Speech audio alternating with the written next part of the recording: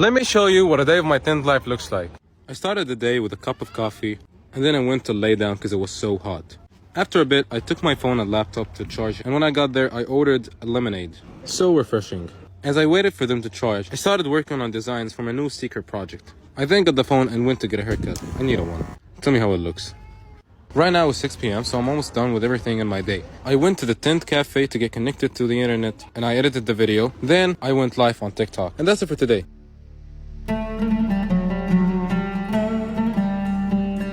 The voice you're hearing is that of Muhammad Halimi.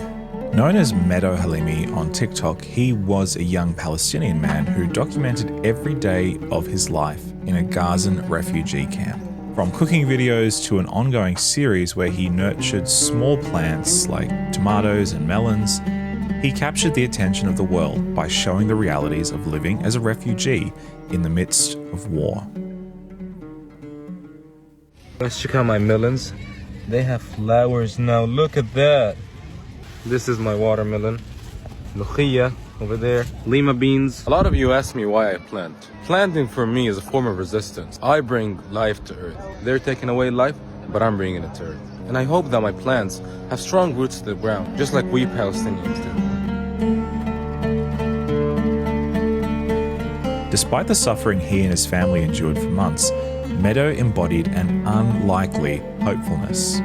He didn't shy away from showing what it's really like in a refugee camp, but the message he returned to in many of his videos was love.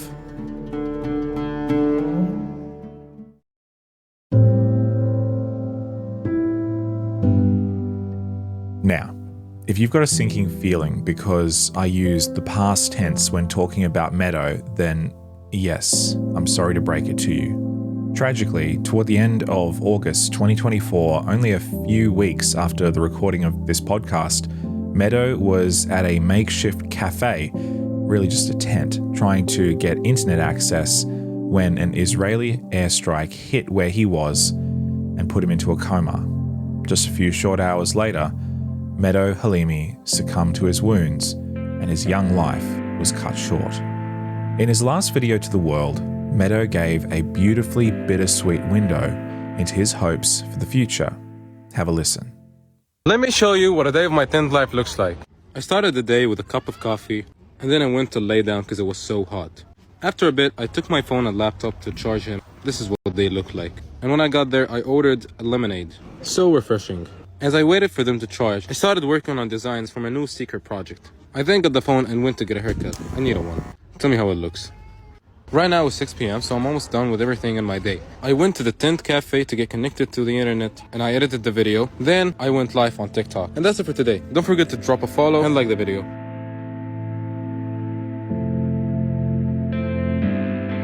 Meadow Halimi was a young man with aspirations, dreams, and his whole life ahead of him. We'll probably never know what his secret project was or what will happen to his watermelon plant. But most tragically, we'll never know what kind of life Meadow would have led. All that potential, all that positivity, all that youthful energy just wasted on a random act of violence. Meadow Halimi will be forever known as just another victim of a war he never wanted or participated in, and yet a war that came to claim him all the same.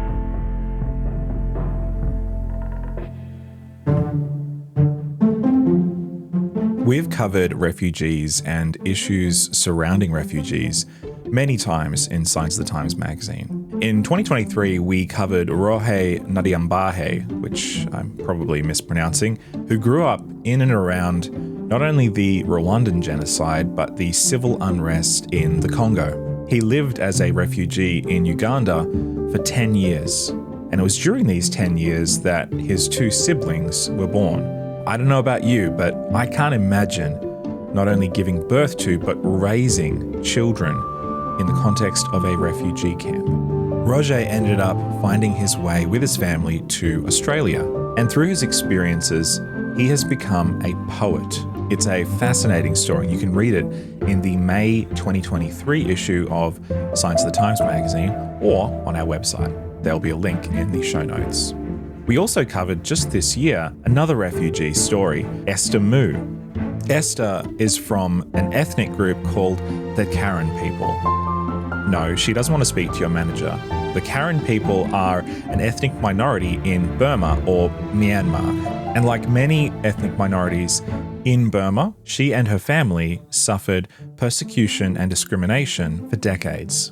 Due to the political unrest in Burma, she and her family were forced to flee, traveling through dangerous jungle and then finally ending up in a refugee camp on the Thai-Burma border. A refugee camp that housed 15,000 people and was remote, only accessible by car in the dry season, the nearest town being 4 hours away. When it was wet, the camp was completely cut off from the rest of the world, forcing the people to survive whatever way they could in this isolated environment.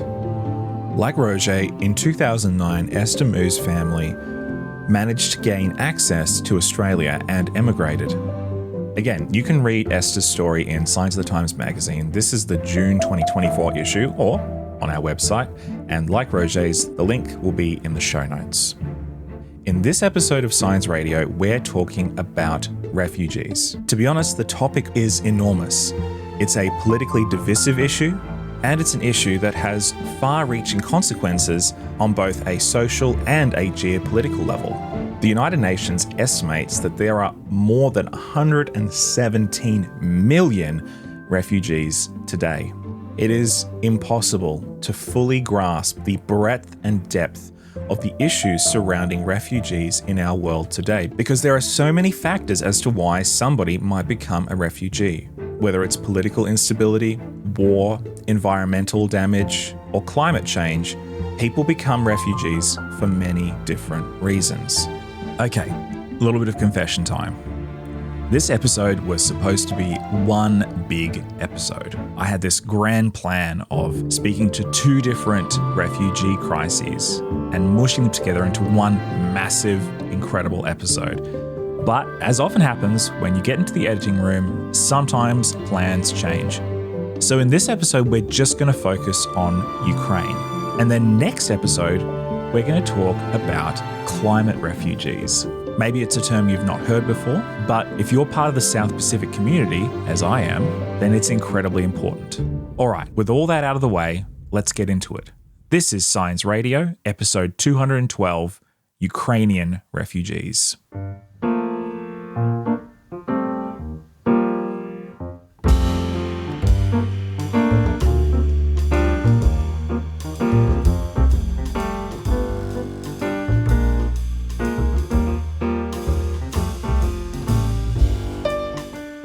ADRA is a faith-based agency. We're a global network of ADRA offices. We've around about 130 countries we're in, and a lot of different countries around the globe. And my role is to look after the South Pacific region, as I said.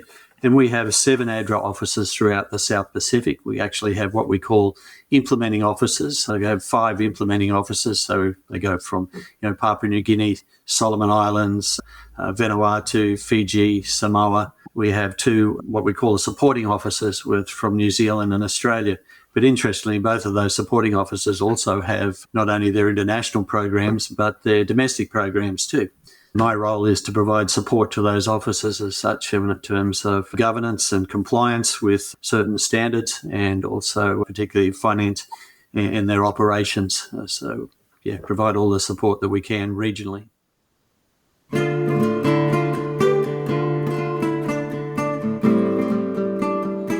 Greg Young, he's the Managing Director for ADRA Pacific. ADRA, if you didn't know, is the Adventist Development and Relief Agency. It's a worldwide aid organization run by the Seventh-day Adventist Church that seeks to provide relief in all the areas it operates. Greg has had a particular interest in refugee issues, as you're about to find out. This particular interest has led him to participate in many different aid initiatives all throughout the world, particularly in Ukraine. Yeah, talking about refugees, I guess where I have been involved in probably 2 main responses. One was with the Rohingyas in the Rohingya refugee camp in Bangladesh. They came across from Myanmar So working there for a number of weeks, supporting the ADRA country office there, gave me a real glimpse into the challenges that refugees go through. I've been, since the war in Ukraine, I've been to Ukraine 3 times to provide support over there, and just recently returned in February. Obviously, we've seen a lot of people that have left Ukraine, and a lot of people inside Ukraine are independent, that are internally displaced people, IDPs we call them, which aren't classified as refugees, but in many ways sometimes suffer more than refugees do when they migrate. The war in Ukraine has, as you know, become an incredibly politicized issue. And for many of us, where we sit politically often determines how we feel about the conflict going on over there, even if it doesn't really affect us where we live on a day-to-day level. But it seems the news cycle in some ways has moved on from Ukraine. You might see it on the 7 o'clock news occasionally, and the odd article might pop up on your news feed now and again. But unlike its beginning, the media doesn't cover it as much as it used to. And so I asked Greg, what has changed between the initial invasion in 2022 and 2 years later? How has the shape of the humanitarian crisis in Ukraine changed? Well, when I first arrived, of course, there was a huge migration of refugees and asylum seekers. They were looking for protection abroad. And I think to date there's about 6.3 million, if I recall correctly, refugees and asylum seekers that have left Ukraine. I believe about 6 million of them are in Europe. But we have nearly 4 million that have been displaced inside the country as such. They were in the war zone, as we call it, and so they've had to move to different parts of the country.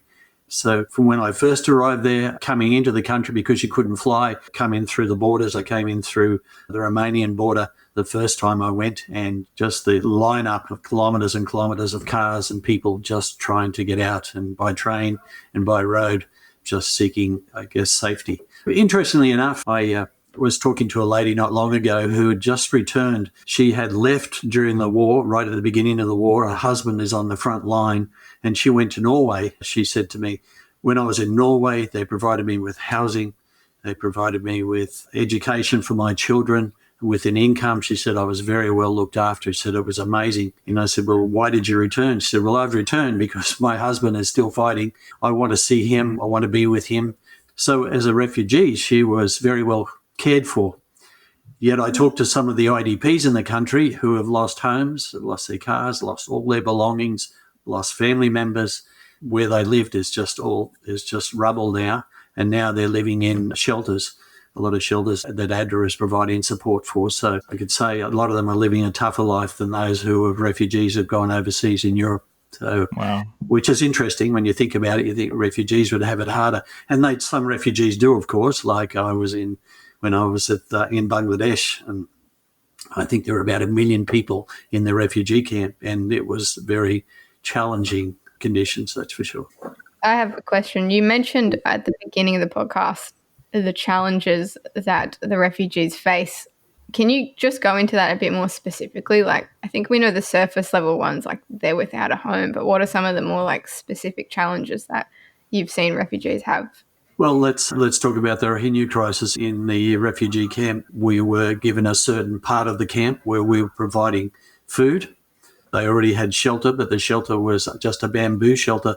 But it's one of the things we had to do was then determine who the vulnerable people are, because sometimes we think that refugees are all healthy and can look after themselves. But we had different family groups there where it was just the children. Their parents had been killed. So we had 10-year-old, 12-year-old children looking after younger brothers and sisters in a little shelter itself. We'd give out these large bags of rice, and they couldn't carry them because it was too heavy. So we would have to have ADRA staff to go back and help them and allocate something to help them cook, etc. We had elderly people who were disabled. How do they carry their food back? How do they get things? How do they go and get heavy containers of water from the water truck? Life is not easy as a refugee, particularly for the vulnerable. And as I said, you think about these really old people who are just struggling with life, and then you have young children as head of households, and it's just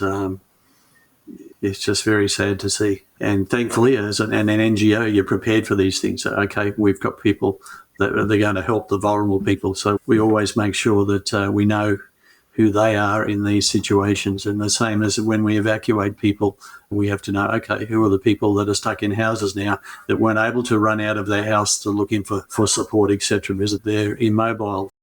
Something that would probably be good to clarify early in the conversation, because I feel like these three terms are used kind of interchangeably, is we have refugees, we have asylum seekers, and we have IDPs. Can you just explain the difference between the three and what IDPs actually are? Okay, well, refugees obviously are people who are being forced out of the country as such, and against their own will, more or less. They don't want to leave, but they're in other countries and they're just seeking refuge as such, and hence the name refugees. Asylum seekers are some people that feel that ones that if they go back, they're going to be persecuted, etc. So they're looking for asylum in another country for protection. And then IDPs are internally displaced people. So they don't want to leave, but they can't live where they used to live. So they've had to move to another part of the country, whether it be with relatives or, as we said, we have many shelters. There are a lot of shelters that have been set up in Ukraine for these people that have been displaced. Touching on the shelters, could you tell us a little more about what ADRA is doing in Ukraine to alleviate some of the suffering? When it comes to shelters, I probably should have also mentioned the restoration of infrastructure. So in some places where the Russians have been driven back and then the territory has once again been retaken by Ukraine, we've done a lot of housing restorations, over 1,000 housing restorations there for, nearly 4,000 people. So there's a lot of, in some cases, just a light or medium repairs to, it may be just putting the doors back on again, replacing all the glass in the windows because it's winter. We gave out, I think it was close to $750,000 in material vouchers for them to go and buy materials for their homes, whether it be timber or glass or whatever it would be. And I'm talking US dollars here, sorry. We delivered about 2,000 households. We delivered a lot of solid fuel. They used a lot of briquettes over there to heat, etc., and that was very much a need. I know there was 28 shelters that we worked in over there that we provided heating systems for. They had no heating, so we installed heating systems. And as you can imagine over there, it gets very cold. I was there during January and February, and it was below zero a lot of the time, so it's quite cold. A lot of snow. So without any heating in your home, it's quite difficult. The other thing that we provide a lot of, that when I say we, ADRA Ukraine has provided a lot of, is winterization kits. And they're what we class as non-food items. So that's to help them get their homes prepared for winter as such. Shoes and clothing we give, obviously there are obvious things that we do give out. And a lot of generators were given to larger complexes, etc., where people just needed power as such. The other thing is, the big thing over there for IDPs and for refugees as well, is in the area of psychosocial support, because so many people are just traumatised by the war. And so we have, ADRA Ukraine has something like about 24 psychologists, and they have 3 psychotherapists, if I recall correctly, and they are providing ongoing psychosocial support to people, which is very much needed. And we also, obviously, we do a lot in the area of cash assistance. We give out multi-purpose cash assistance vouchers, and nearly 100,000 people have received value of $17 million for cash assistance. And then we have food assistance. They've delivered over 60 tons of food kits, all different types of food, and they've given out food vouchers as such for people to go to supermarkets, etc., over a couple 100,000 food vouchers. I'm giving you approximate figures here. I know I'd have to find out the exact number, but they're close to the numbers. And then water and sanitation and hygiene are always a big deal as well, a big need, I should say. Over 35,000 people have received hygiene kits. They also have drilled, with a drilling machine, they've drilled 6 wells to get water, and they put in 11 water purification systems, I believe, in shelters. And nearly 40,000 or more than 40,000 people have received access to drinking water. That's essential any time during an emergency response. The other thing we were able to help with were medical supplies. And I know we supplied a lot of medical equipment that came from overseas, mainly from the US, that we were able to source, brought into the country, and we provided them to hospitals along with the generators for the hospitals. And another big item was the need was wheelchairs, and they provided over 300 wheelchairs to various hospitals. There's just so much going on in all different areas. And as I said, the shelters, we had quite a few shelters that they're actually belong to the Seventh-day Adventist Church that ADRA was working with, but we've been supporting a lot of other shelters as well from other organisations. You know, as I'm listening to you say all this stuff, I'm thinking, how impressive is that, what ADRA has been able to do? But then I'm also struck by how enormous is the need. I think a lot of people are seeing the events unfold through the lens of, unfortunately, more and more, it seems, a political viewpoint and which side of the political aisle you're on. But as somebody who's actually been there and seen this for himself, what would you say if you were sitting down with somebody who was reticent about either supporting the war or providing aid to Ukrainians? The human situation is simple. There might be politics. There's obviously politics going on, but the human situation is simple. Look, there's millions of people that are suffering. They're hungry, they're injured, or they're homeless, and a lot of people have died. ADRA can does whatever it can to relieve that suffering and help people in need, regardless of their age, their gender, their ethnic background, or their political or religious affiliation. That's just how we work. We don't get involved in politics, but we certainly get involved with the human situation. Whatever the political situation, humans are humans at the end of the day. The war is still raging over there. As I said, I was there in January and February, and it's still happening because of other things that happen globally. There's a lot of news. Some news gets a bit stale, and probably the war in Ukraine, the reporting for that gets a little stale. People don't want to hear it after a while. And then we hear about Gaza, and then we hear about US presidents or whatever. It's difficult for the media just to focus on one country all the time, but there's still suffering over there. There's still a lot of things happening. While I was there, I was sitting in basements and in hotels and in universities, etc., when shelling was happening. And this is how people are living every day. And it's not easy for them, that's for sure. Yeah, I was going to say, I feel like Ukraine has been forgotten a little bit in the media. Like, it's been taken over by everything in Gaza. Like, even when I go on Instagram, if there's like a trending video, there'll be like 100 comments saying free Palestine, or it'll have the flags and things. So I feel like I'm at least not seeing it a lot, like when I go onto the internet or when I look at the news. And so I guess for people who aren't seeing it, who are a bit like, what's happening over there, how are things actually progressed? Have things changed much, or are we in the same situation we were when it first came on the news? What has changed is that the battlefront now has been determined, and it doesn't move too much backwards and forwards. When the war first started, of course, there was a lot of invading everywhere. I was down in Bucha for quite a while at the Adventist Seminary down there. They've set up an ADRA office, and Bucha was where, you may recall, a lot of the paratroopers came in from Russia, and they actually burnt the plane, the Antonov, the world's largest plane, and they were finally driven out of there. Now life is back to normal in Bucha, other than a lot of damage has been done. But if you think about it, I just found these figures here while we were talking, that there's been 46,216 beneficiaries who are evacuated from front lines by ADRA alone. Can you imagine that? Wow. 46,000 using our buses and our vans to just get them away from the front lines. There's 71,368 beneficiaries are living in shelters that are supported by ADRA. That's a lot of people. You add that up, there's just so many people. You're talking about a whole, more than some of our cities, that the population of some of our cities have just been moved.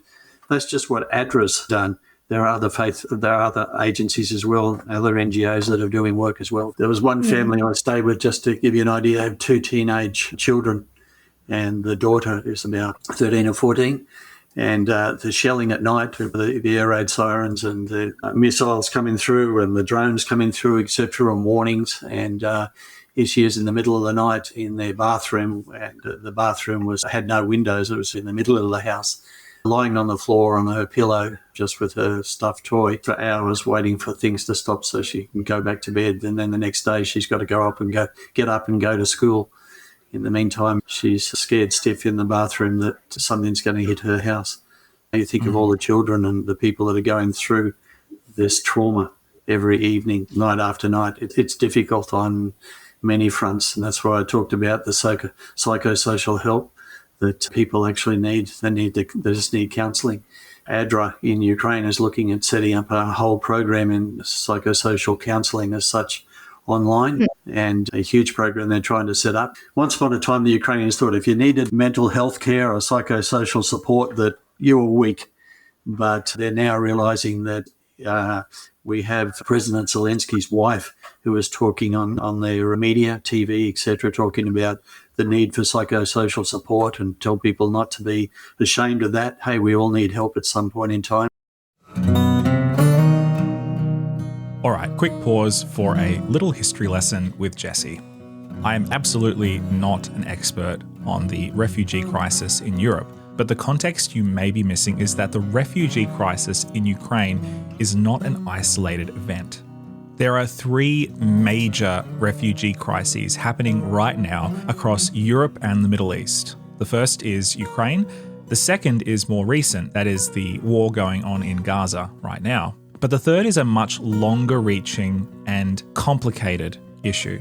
You may remember around 10 years ago, there was a series of events that happened all across the Middle East and Northern Africa that we now call the Arab Spring. Mostly organized and instigated through social media, this grassroots revolution changed the landscape of the Middle East and Northern Africa, and it's still changing to this day.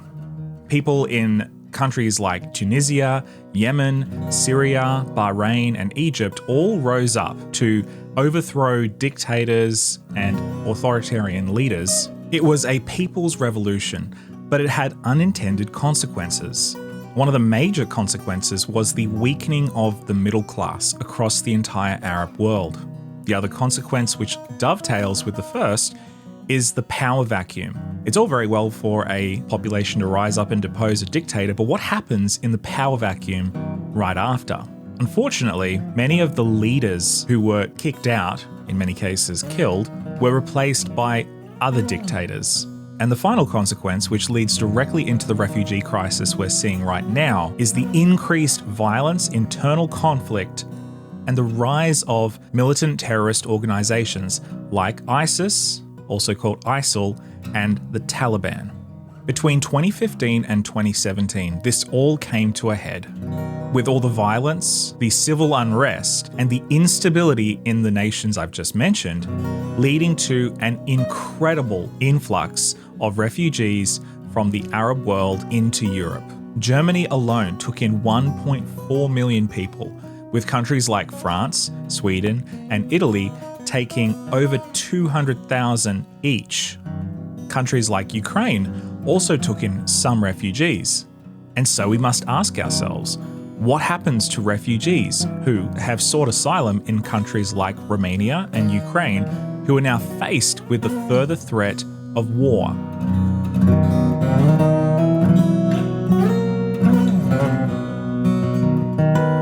ADRA addresses human suffering wherever it is found. We don't take sides in hostilities and we don't engage in any of these political controversies. But violent conflicts and other emergencies have driven millions of refugees over the borders of their countries, and many of them into Europe. And you hear about these vulnerable individuals that they're forced to undertake these dangerous journeys across the sea in unreliable boats.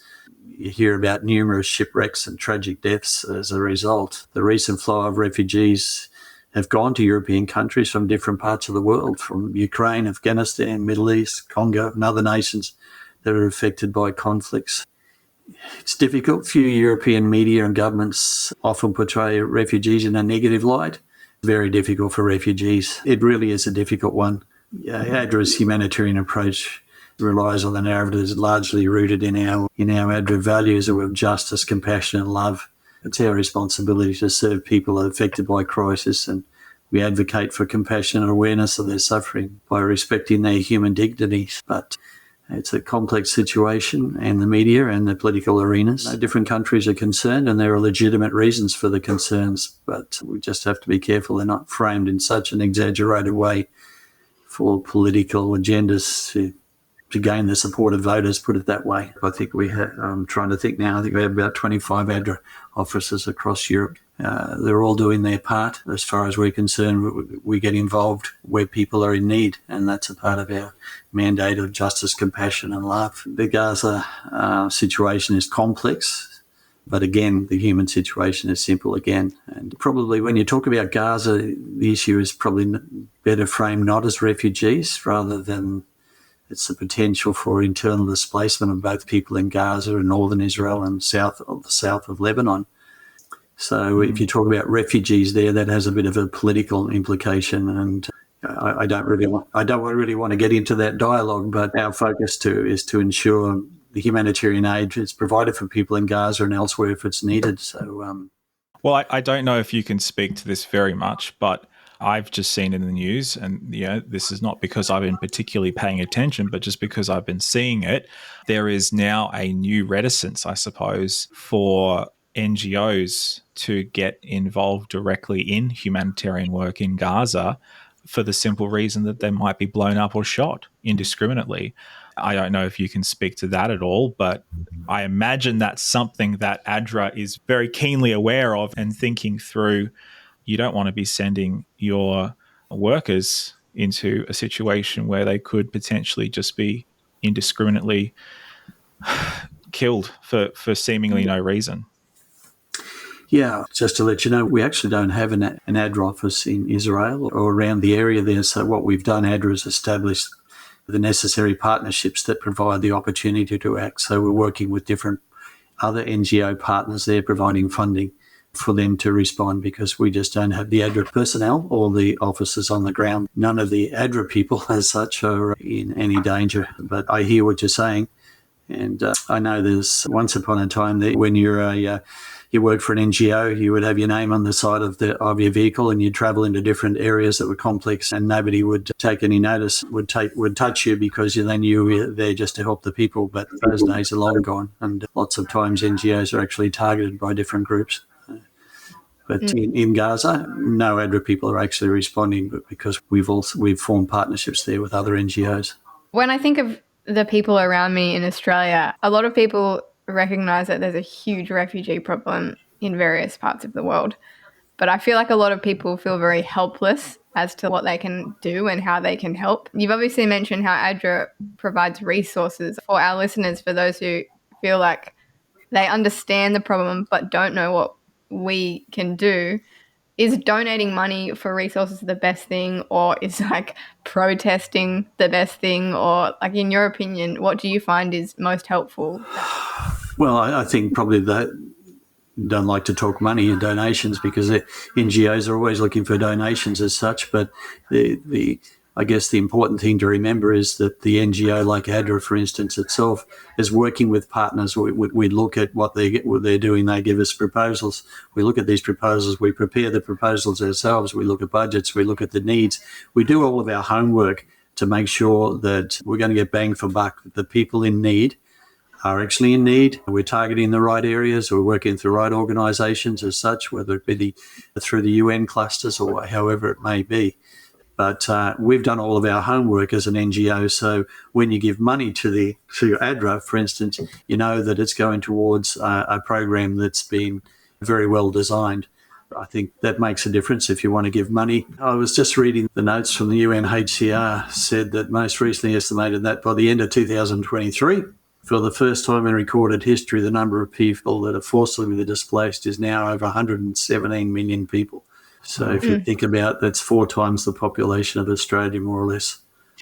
Crazy. That's a lot of people just have been forced out against their will. I got broken into recently twice while we were sleeping. So I can't imagine the whole refugee crisis. I don't think we understand. We do have refugees here in Australia, people that have come to Australia because of difficult situations in their own country, and we see it in our everyday life. We see people that have come from other countries, and sometimes it doesn't take much to touch base with them and find out how we can help, if we can help. I know one particular church, Adventist church, was providing for people that had come in from overseas or from a difficult situation. They were providing English lessons free of charge, so they were teaching people to speak English. So there's lots of ways where people can help. In the June issue of Science, I interviewed a refugee from Burma, and I think it was probably in an issue about a year ago, I interviewed another refugee from Africa, and in talking to them, the biggest help when they came to Australia, the thing they struggled with the most was finding that sense of belonging and adjusting to a new place and feeling like they're home somewhere in this country they don't really understand and that is so different. But the thing that they found the most helpful and that they encouraged us to do was to just be friends with them and ask about their story and like these simple things that we can all do. And Yeah, exactly. I'm going to show my age here, but at a church I was in a number of years ago, we had people that came from, it was called Kampuchea at the time, which is Cambodia, and they were fleeing the Khmer Rouge. And they came to our church, some families, and we helped find accommodation for them. We provided furniture, we provided food, clothing, helped the men to get jobs, etc. And yeah, they became a part of the family at church, but helped them start a whole new life in Australia simply by the church willing to stand with them and treat them as family. I know those people are still in Australia and their children and they're growing up here. It makes a difference if we care for all the people that we meet on a daily basis that are in need.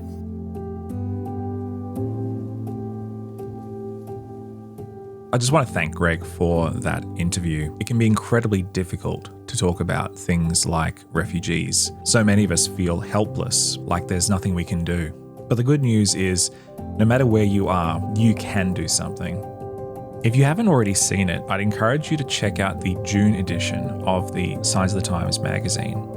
In that issue, we talk a little bit more about refugee issues.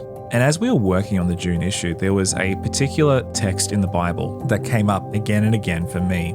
It's an idea that's repeated several times throughout the Old Testament, but the one that we settled on and actually put on the front cover of the magazine is Exodus 22 verse 21. Do not mistreat or oppress a foreigner, for you were foreigners in Egypt. It's a sobering reminder to the ancient Israelite people to give hospitality to any foreigner in their midst. Why? Because, as God reminds them, they were once foreigners in Egypt. They were enslaved in Egypt. They were horribly mistreated. And so this and many passages like it are reminders to be better than those who've mistreated us, to show the love and compassion of God to those who desperately need it. ADRA and many other aid organisations all around the world are doing incredible work in this area, as are local churches.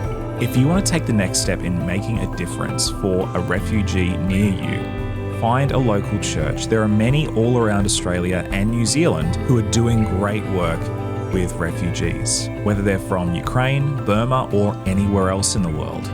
Get to know your neighbour. You never know the story they might tell you. I hope you'll join me next episode as we talk about climate refugees. And just another reminder, if you enjoy Signs Radio, please consider giving us a rating or review on the podcast app of your choice. Apple Podcasts, Spotify, and Pocket Casts are particularly helpful. And for everything else Signs of the Times, you can head to sciencemag.com. All right, thanks for listening. See you in the next episode.